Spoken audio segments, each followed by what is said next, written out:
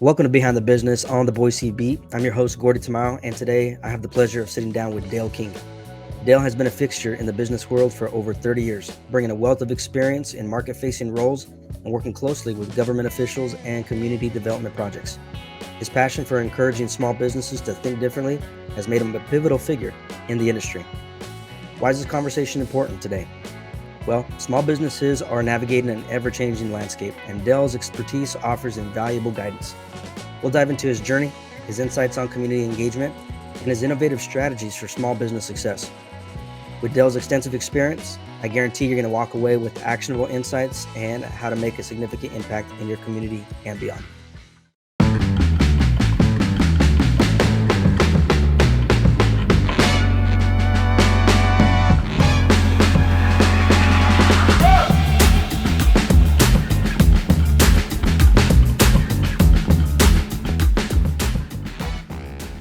Welcome, Dale. How you doing today? I'm doing fantastic. Thanks for having me. Yeah, absolutely. Good seeing you. Always good seeing you. Dale and I have some of the best conversations about all kinds of things in life, but particularly around business. And so, Dale, I want to pick your brain because your brain has been in some interesting places with some interesting folks around some very interesting topics. Everything from international business to business development stateside. I know you have a strong background in this arena known as industry clusters. Many people might not know what that is, but I know you have a heart and a passion for business development and for putting the power back into the hands of business owners. Talk to me, if you could, about that concept, about putting the power back into the hands of business owners. What does that mean, and what do you mean when you say something like that? I I'd like to start with a thought that's kind of materialized for me and crystallized in the last couple of months, and that is around the idea that I think we work with an assumption that government and politics leads our society, and Okay. I, in my heart and mind, am challenging that assumption with the idea that wealth leads, wealth creation and wealth development leads, which is business, and government and politics gather around that. Mm, You don't see government and politics in deserts. mhm, You see government, and there is definitely some politics and government in deserts, but because of the innate value of the land. But if you start digging up mining and bringing out the natural resources, you'll see a lot of government show up on the doorstep. And mm, so I like to challenge that, and really begin to talk more and more with businesses about what are the solution to some of the problems we have. And business is so busy. Businessmen, businesswomen, people running their own gig, professionals, etc. We're so busy working that side of it that we haven't had the coordination and kind of willpower to really mhm, push off the regulation and stand mm, up against the regulation, because it's, well, the government's going to do what it's going to do. And it's like, well, no, they're not going to do what they're going to do. They're only going to do it in a vacuum. Politics comes in a vacuum. And so, and I'm not here to like advocate, go get involved in politics. I'm saying get involved with your business and your economy and your economics, and definitely communicate to your electeds, but be involved. If you haven't started a business, for God's sake, start one. Even if it's just a small little thing, it's a side hustle, whatever it is. But we're Americans. Everybody should have a business. yeah. That's a huge rally cry for you to say that. Like, if everybody should go start one. Well, I wanna unpack that a little bit because we that isn't something that we commonly hear, right? Somebody telling us and the power behind it and what that means and how it influences our society, etc. Do you think that maybe the typical, if we want to say, business owner doesn't quite realize like the innate power that could come behind really grasping what you're doing and how it could impact society as a whole? Is that is that common, would you say? Is that pretty fair? Yes, I would say absolutely yes. When we wake up in the morning, when you wake up in the morning, when I wake up in the morning, we go do what's in our heart burning to do. Mhm. We go make a difference in the world, and no one's telling me don't do that. No, here's Mhm. the parameters. You have to go this direction or that direction. I've been in the marketplace long enough to have that market intuition, and there's Mhm. things that I see that I've seen in the past where leadership just wasn't interested, and Mhm. yet I saw the organization suffer because of it. And now, being in my own space, doing my own business. Now I have an opportunity to actually just do what I've learned over the years I need to do. Yeah. And I don't have anybody to blame Yeah. if I don't get it done. I get to own that. Right. Yeah, that's huge. Yeah, huge responsibility, right? Square on your own shoulders.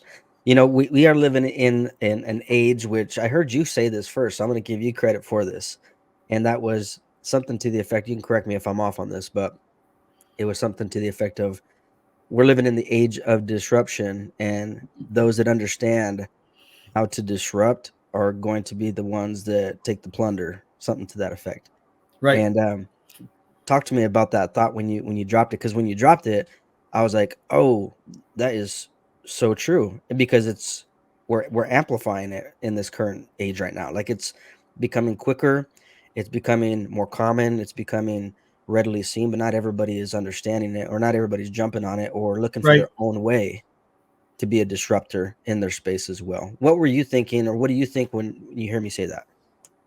Well, I'm going to, my brain fills up here, but what I'm going to talk about is I'm going to zero in on is, this transition we're in, this age of disruption. The reason it's disruptive is because we've done business a certain way in the past century, for example, and a lot of people that are running the ship right now in various sectors, industries, government, education, et cetera. They cut their teeth in the 70s, 80s, and 90s. Hmm. I don't know if this is news, but it's a whole new era. Right. And it's not the communication era, it's the integration era, and which is a disruptive era. I used to pick up my phone to call somebody. Mm-hmm. What do you do with your phone now? That's the center of communication. Mm-hmm. And it's because it's integrated all these functionalities that I used to sell: texts, pagers, and Mm-hmm. phone, separate Mm-hmm. devices. Clip that Right. pager on there, and then you get a number from somebody, and now you're missing something. I mean, it's like Right. it's all come together as an integration. Mm-hmm. And I've watched tragedies happen in business where very successful professionals from the 70s, 80s, and 90s tried to do a new internet commerce business, electronic commerce business, crash and burn and bring down fortunes Mm-hmm. because their model didn't make sense. And the thing is, their intuition is based on their experience in the 70s, 80s, and 90s. Yeah. And so I believe, and what I'm observing is, because of how we're operating now in our communication with our smartphones, frankly, and our what we're doing here on laptops, etc. Those old ways of thinking Mm-hmm. are there ripe for the picking. New opportunities within those sectors, whatever your sector is. Look at the way they did it in the 70s, 80s, and 90s, and if it still looks, smells like that, you have an opportunity. That's in Yeah. business. That's an opportunity. That's not a problem. Mm-hmm. That's an opportunity. Yeah. So maybe easier said than done for somebody that's been operating in their lane for a minute, and You by all bet. means, they might have some success, right? Maybe they see what they're doing as, working good enough, and they're not really focused on that. They're not really focused on the next move or what they need to do next. I mean, I've seen that pretty often, and I'm sure you have too. Right. But for somebody that's listening to that and being like, yo, things could change in an instant and you're impacted by it. And so what would you say is like first steps into saying, hey, I need to start contemplating like what the next move is, what the next ceiling is? Oh, a couple of different things to go off on that one. And maybe think about a conference I did, a 3-hour conference I did a year and a half ago, and we designed it around innovation in your company. Okay. Mm-hmm. And so we did a general, kind of talk about innovation. I had 5 people total in 3 hours talking about various aspects of innovation in your company. And one of those things that came up was, what do you do when there's innovation on the factory floor? Mm. Okay, so if I have robotics as a critical part of my business and my production line, for example, and I have this brilliant idea when I wake up on Saturday morning, I don't go in on Sunday and go reprogram the robots. Right. Mm-hmm. Right? I mean, Right. there's a process. Mm-hmm. And so I agree with what you're saying. And there's wisdom in just like, okay, keep business as usual. You got cash flow. You know how to make money doing this. Mm-hmm. But if you're going to innovate, create systems and processes where you reward your people for those innovations and take them offline and have a process to evaluate and see if that's not maybe a new business for your Yeah. business or a change, a shift in your business. It could be a whole new revenue stream. And I think Mm-hmm. entrepreneurs need to be inventors of the Mm-hmm. future. One of the most, I went to an investment meeting with these angels and entrepreneurs up in Bellingham years ago. And it was a collaboration between the Bellingham Angels and these really incredible entrepreneurs out of Canada, out of Vancouver. And I remember meeting this gentleman, and he caught me in the lunch line. He's like, "Man, I really want to hear what you're talking." I'd been promoting a business incubator at the time. And I go, "Well, what do you do?" And he says, "Well, I've got this company. We got, like, say it's 10,000 square feet. And I've got my main company there, but then we use the other space for like launching new businesses." Like, I want to talk to you. You don't want to Mm-hmm. hear what I have to say. I want to hear what you have to say. Mm-hmm. I mean, to me, it's like businesses incubating and having babies and creating new businesses makes a ton of sense, because entrepreneurs, business people are the ones that troubleshoot every day.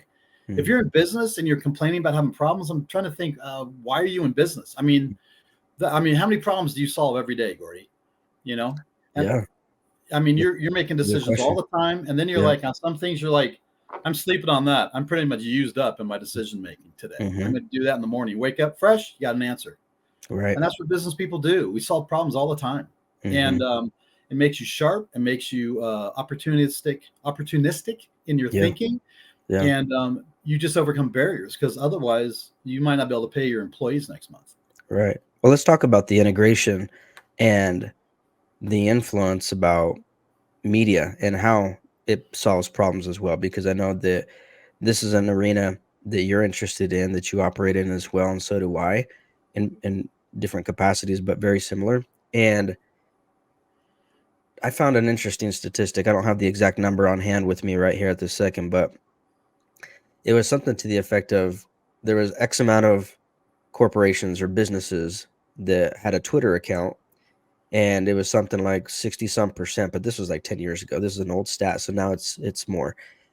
And it's like, what's going on with the rest of the 33% that doesn't realize where this is going, or that there's power in that, that there's potential in that, there's something in there that these people are leveraging and utilizing for their business, and others are just not catching it. Like, what would you say is the importance of having a media strategy, having a strategy where you're developing content and media is a central part of that? If you don't do that, if you don't have a media strategy, you're being left behind. If you need to pay somebody to come in and figure that out for you, you better do it. I mean, I would put that. If the interesting thing with small businesses, you don't have the revenue for a full corporate suite, Mm-hmm. all the executive big jobs, and so you make do with what you have. You borrow professionals. You do what you Mm-hmm. can to kind of get through it. If you don't have a marketing media strategy, you're not growing.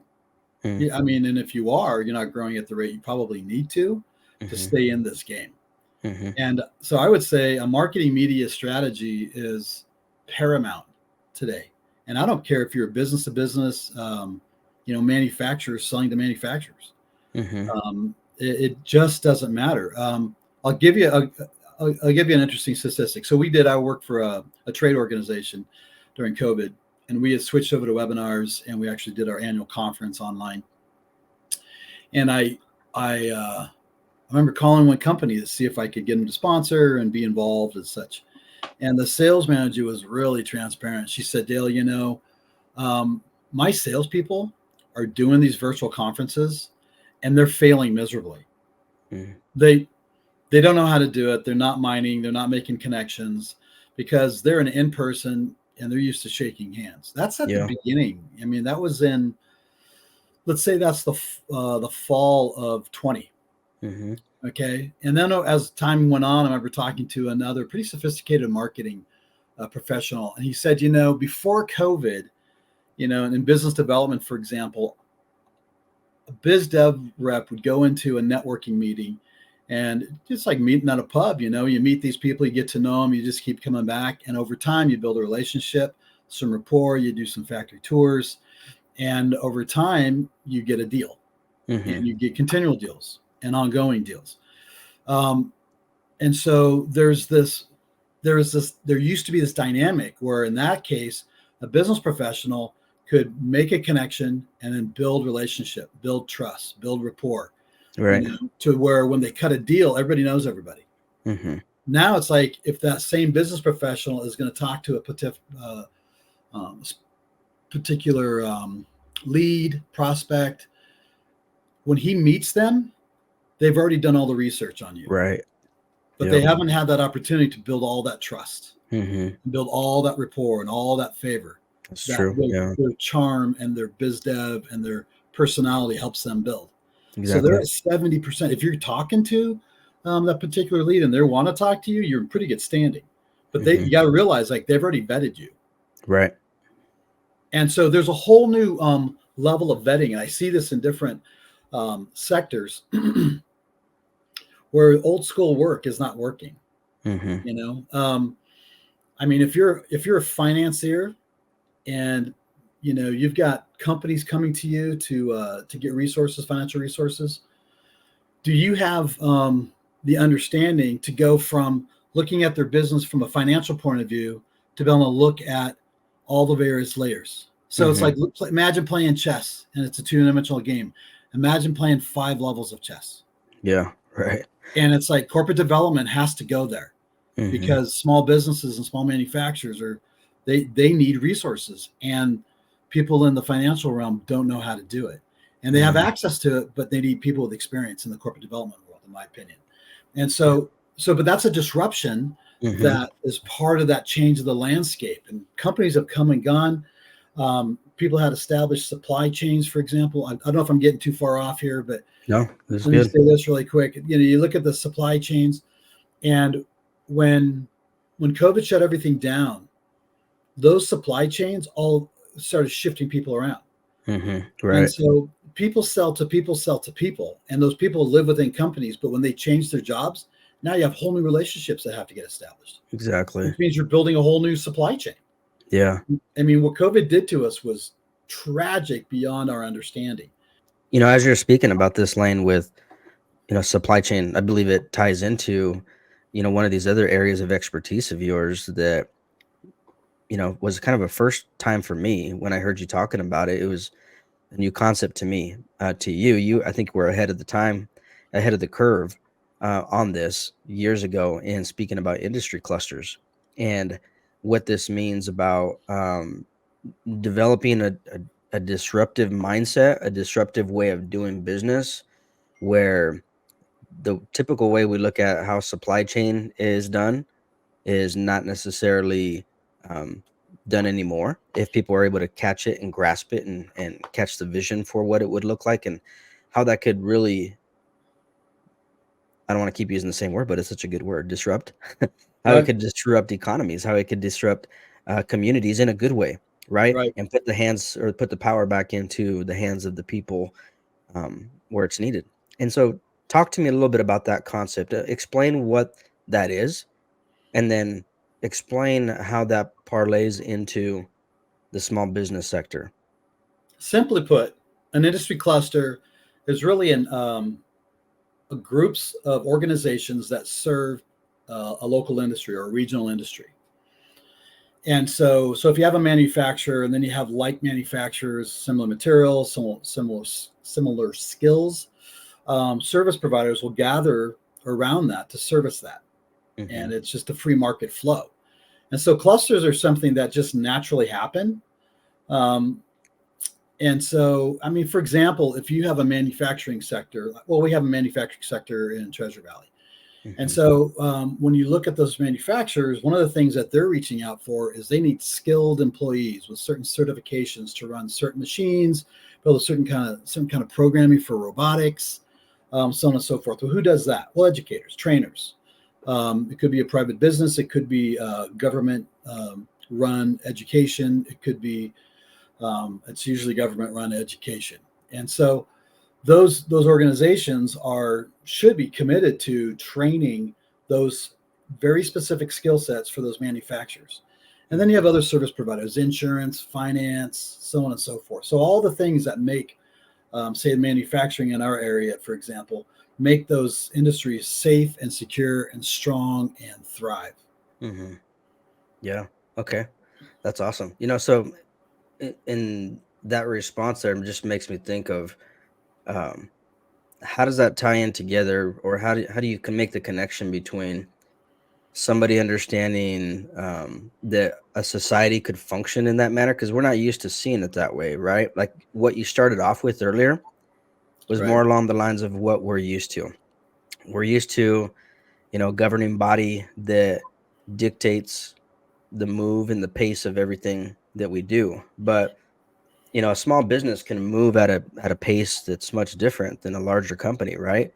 And so they might be able to grasp something like this and move and combine forces, if you would, with people with other businesses to facilitate something drastically different than what they've been Right. used to. What does it take to get, somebody seeing the value in what that is? Like, what's the value to a small business owner that might be listening to this and saying, "Hey, this is something I need to look into potentially of how this could operate with me, or how I could leverage this."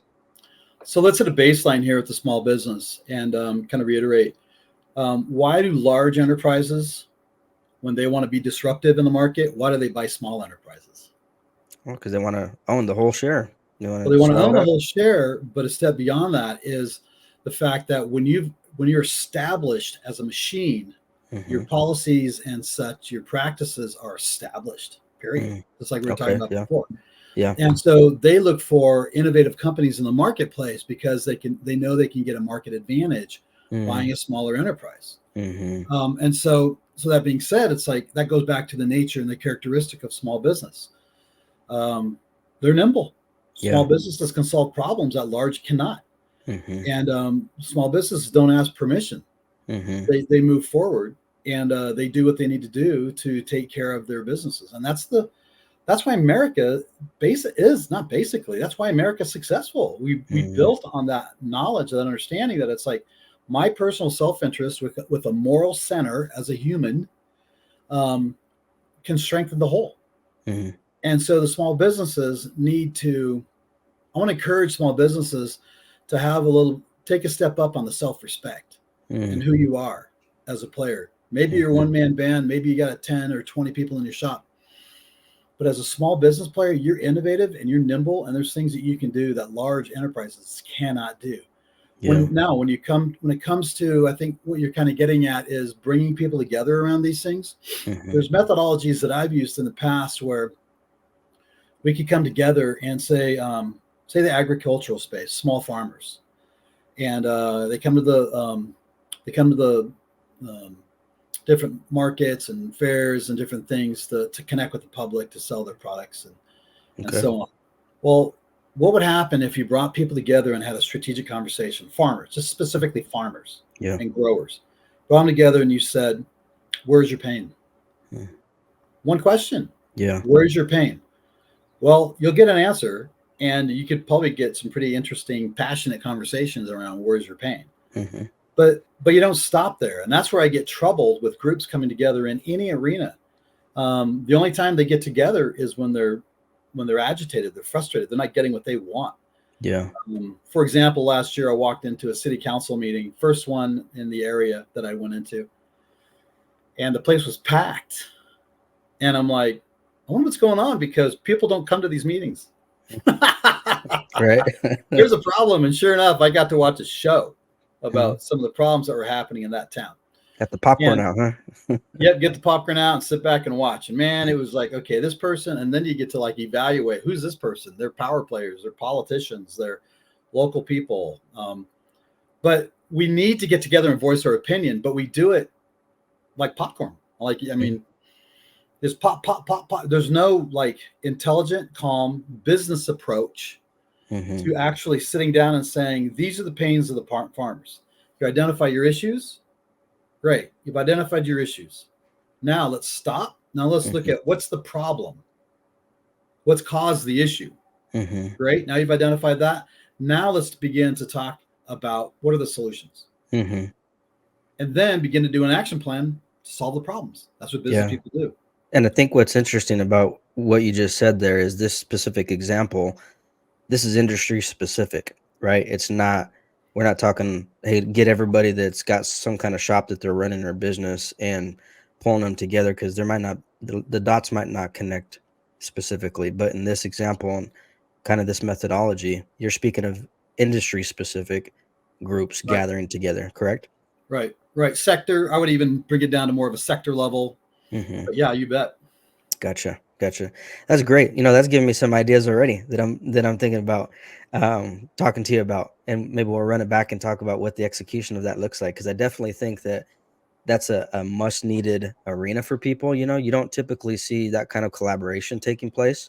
Right. And so, rather than people seeing as, hey, the market is limited and I got to go, take as much as I can for myself and my people, looking at it like, hey, we probably have some common issues that are going on that if we put our heads together, we could solve a problem, and it would actually expand our reach as a Right. whole and open up possibilities and revenue streams that you didn't even know existed. Right. Because that's what the Right. concept is, right? It's saying, hey, let's find out where the gaps are. Let's get the solution for it. It's probably connected to some ancillary industry or service, etc. Right. And all of a sudden now we all benefit as a result. Right. Yeah. Right. Sometimes there's business opportunities in there for the business themselves. Yeah. So it's it's not second nature for a business person to operate in that arena. Mm-hmm. And I say that because, I mean, when you're working hard and you're trying to make this month's payroll, you're thinking about next month's payroll too. And so, Mm-hmm. do I have time to go have a meeting with people?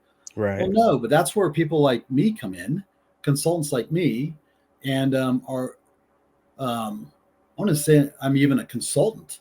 I'm really a facilitator. Mm-hmm. And because the genius is in the marketplace. Mm. So any problem that the farmers have collectively, using that example, Mm-hmm. most of those farmers have the answer Yeah. because it's their world, their space. But have we captured that and put a plan to actually implementing and finding out, testing it and doing the things that we need to do to actually implement? No, we go to politicians. Why?